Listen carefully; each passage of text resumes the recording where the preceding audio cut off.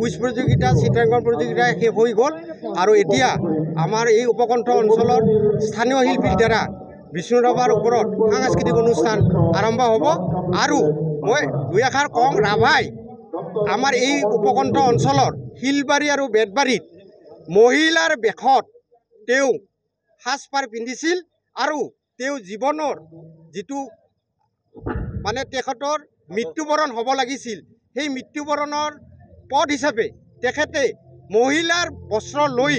এই অঞ্চলতে তেওঁ বসবাস কৰিছিল আৰু তাৰ কাৰণে তেওঁ আজি বিষ্ণু ৰাভাই জীৱনতে জীয়াই থাকিল আমাৰ প্ৰশাসনে তেওঁক ঢুকি নাপালে মহিলাৰ বেগ লৈ থকাৰ ফলত বেতবাৰী আৰু আপোনাৰ ডংপাৰ আৰু ইয়াৰ মানে শিলবাৰী এই অঞ্চলত তেখেতে মহিলাৰ বেগ লৈ সমূহ ৰাইজৰ লগতে সংযোগ ৰাখি তেওঁ পুলিচকে বুঢ়াঙালি দেখাই তেওঁ বাচি গ'ল এয়ে কৈ মোৰ ক্ষমতা বিষ্ণু ৰাভা দিৱস পোনপ্ৰথমবাৰৰ বাবে 1978 চনত 1978 ইয়াত পোনপ্ৰথমবাৰৰ বাবে উদীয়মান যুৱক আৰু কেইগৰাকীমান বয়োজ্যেষ্ঠ নাগৰিকে ইয়াত আৰম্ভ কৰিছিল তাৰপিছত ভালেমান বছৰ বিভিন্ন কাৰণতে অনুষ্ঠানটো পাতিব পৰা হোৱা নাছিল কিন্তু শেহতীয়াভাৱে বিগত কেইটামান চনৰ পৰা আকৌ ৰাভাদেৱৰ প্ৰতি সন্মান জনোৱাৰ উদ্দেশ্যে আমাৰ যুৱক যুৱতীসকলে আৰু স্থানীয় বয়োজ্যেষ্ঠসকলে এই অনুষ্ঠানটো আয়োজন কৰিছে এইবাৰ 55তম বিষ্ণু ৰাভা দিৱস আৰু বিষ্ণু ৰাভাৰ প্ৰতি আমাৰ উপযুক্ত সন্মান প্ৰদৰ্শন কৰিবৰ কাৰণে আমাৰ দায়িত্ব আৰু কৰ্তব্য আছে কাৰণ যেতিয়া 1943 চনত 45 চনত যেতিয়া বিষ্ণু ৰাভাই কাৰ্ল মাৰ্ক্সৰ যিটো ৰাজনৈতিক মতবাদত যোগ দিছিলে আৰু তাৰপিছত তেওঁ বিভিন্ন সংগঠনক চৰকাৰৰ বিৰুদ্ধে চৰকাৰৰ যিবিলাক কিছুমান দুৰ্নীতি আছিল সেইবিলাক উদ্ৰাঙাই দিবৰ কাৰণে যি প্ৰচেষ্টা হাতত লৈছিল তাৰ কাৰণে চৰকাৰে তেওঁৰ প্ৰতি যথেষ্ট পৰিমাণে ক্ষুণ্ণ হৈছিল ৰাভাৰ প্ৰতি আৰু তেওঁৰ আচলতে মূৰৰ নাম ঘোষণা কৰিছিল আৰু সেইকাৰণে সেই সময়ৰ চৰকাৰখনক বিষ্ণু ৰাভাই কৈছিল যে ইয়ে আজাদী ঝুঠা হে আমাৰ এই স্বাধীনতা মিছা আৰু সেইকাৰণে ৰাভাই মাৰ্ক্সৰ যিটো সাম্যবাদ সেই সাম্যবাদৰ ওপৰত তেখেতে বিশ্বাস স্থাপন কৰি পেলাই তেওঁ উত্তৰ অঞ্চলত তেওঁৰ মূৰৰ নাম ঘোষণা কৰা হ'ল উত্তৰ অঞ্চলতে ইয়াত তেওঁ পলাই আহি আছিল বিভিন্ন বেশ লৈ পেলাই কেতিয়াবা সন্যাসী হৈছে আৰু কেতিয়াবা তেখেতে কোনোবা খেতিয়কৰ ৰূপ লৈ পেলাই ইয়াত কঁঠালমুৰিত চানা মহাজনৰ ঘৰ শিলবাৰীত ঘনকান্ত বড়োৰ ঘৰ নবীন বড়োৰ ঘৰ এইবিলাকত তেওঁ আহি লুকাই আছিল বেছিখিনি সময় ইয়াতে আছিলে তেখেতে আৰু তেখেতৰ যি সাংস্কৃতিক মানসিকতা সেই মানসিকতাটো তেওঁ পিছত প্ৰস্ফুটিত কৰিছে তেওঁ যেতিয়া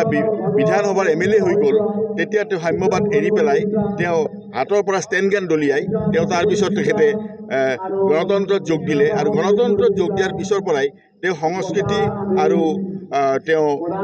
অসমৰ বিভিন্ন ধৰণৰ সাহিত্য সংস্কৃতিৰ প্ৰতি মনোনিৱেশ কৰি পেলাই তেখেতে আগবাঢ়ি আহিল গতিকে সেইগৰাকী পুৰোধা পুৰুষ সংস্কৃতিবান পুৰুষ যাৰ শংকৰদেৱৰ সংস্কৃতিৰ প্ৰতি জনা উদ্বুদ্ধ হৈছিল তেওঁৰ এই ৰাভা দিৱসটো আজি 55তম ৰাভা দিৱস আৰু 1969 চনৰ তেখেত 20 জুনৰ দিনাখন তেওঁৰ মৃত্যু হৈছিল আৰু 1909 চনৰ 31 জানুৱাৰীত তেখেতৰ জন্ম হৈছিল এই দীঘলীয়া সময়খিনিৰ ভিতৰত ৰাভাই বিষ্ণু ৰাভাদেৱে আমাৰ অসমীয়া সংস্কৃতিক একত্ৰিত কৰি তেখেতে অসমীয়াসকলৰ বৰ অসম গঢ়াৰ কাৰণে সকলো জাতি উপজাতিক একত্ৰিত কৰিবৰ কাৰণে প্ৰচেষ্টা হাতত লৈছিল আৰু সেই প্ৰচেষ্টাই আমাক আজি উদ্বুদ্ধ কৰি ৰাখিছে তাৰ প্ৰতি সন্মান জনাই বাগমাৰা উন্নয়ন সমিতি আৰু আন লোকৰ সহযোগত ইয়াত 55তম ৰাভা দিৱসটো উদযাপন কৰা হৈছে আৰু বিভিন্ন প্ৰতিযোগিতাৰ ইয়াত আয়োজন কৰা হৈছে ল'ৰা ছোৱালীৰ মাজত আৰু সেই প্ৰতিযোগিতাবিলাকৰ বঁটাপ্ৰাপ্তসকলক তেওঁলোকক বঁটাও আজি প্ৰদান কৰা হ'ব খন্তেক আগতে অসমৰ মাননীয় কেবিনেট মন্ত্ৰী ৰঞ্জিত দাসেও আহি পেলাই তেখেতে ইয়াত আনন্দ প্ৰকাশ কৰিছে ৰাভাৰ সম্পৰ্কত যিটো আমাৰ যিটো স্মাৰক এতিয়া আয়োজন সেই আয়োজনটোৰ প্ৰতি তেওঁ শ্ৰদ্ধা জনাইছে আৰু ইয়াত অতি সুশৃংখলতাভাৱে আৰু অতি আনন্দেৰে আমাৰ ৰাইজে অনুষ্ঠানটো উপভোগ কৰিছে আৰু এই অনুষ্ঠানটো পৰৱৰ্তী সময়তো চলি থাকিব আৰু পৰৱৰ্তী সময়ত বিষ্ণু ৰাভাৰ ওপৰত বিভিন্ন ধৰণৰ তেওঁৰ ওপৰত আৰু গ্ৰন্থ বা স্মৰণিকা উলিয়াব পৰা যায় নেকি তাৰ ওপৰত চিন্তা চৰ্চা কৰা হ'ব আজি ৰাতিপুৱাৰ পৰা দিনজোৰা কাৰ্যসূচীৰে ৰাভা দিৱসৰ আয়োজন কৰা হৈছে বৃক্ষৰোপণ বিভিন্ন প্ৰতিযোগিতা উদ্বোধন আৰু সাংস্কৃতিক সন্ধিয়া এই আটাইবিলাকেই আমাৰ আজিৰ আয়োজনটোত সোণত সুৱগা চৰাইছে আৰু ইয়াৰ পিছৰ পৰৱৰ্তী যিবা আমাৰ ৰাভা দিৱস উদযাপন হ'ব 56তম ৰাভা দিৱস তাত আকৌ নতুনত্ব অনাৰ চেষ্টা কৰা হ'ব এইখিনিয়ে ৰাভাৰ প্ৰতি আমাৰো শ্ৰদ্ধাঞ্জলি এইগৰাকী পুৰোধা পুৰুষ অনাগত সময়ত সকলো মানুহৰ অন্তৰত জীয়াই থাকক আৰু বৰ অসম গঢ়িবৰ কাৰণে তেখেতে যিটো প্ৰচেষ্টা হাতত লৈছিল এই প্ৰচেষ্টাৰ আমাৰ পৰৱৰ্তী আমাৰ উত্তৰ পুৰুষে সেই প্ৰচেষ্টাৰ ধাৰা অব্যাহত ৰাখিব বুলি আশা কৰিলোঁ।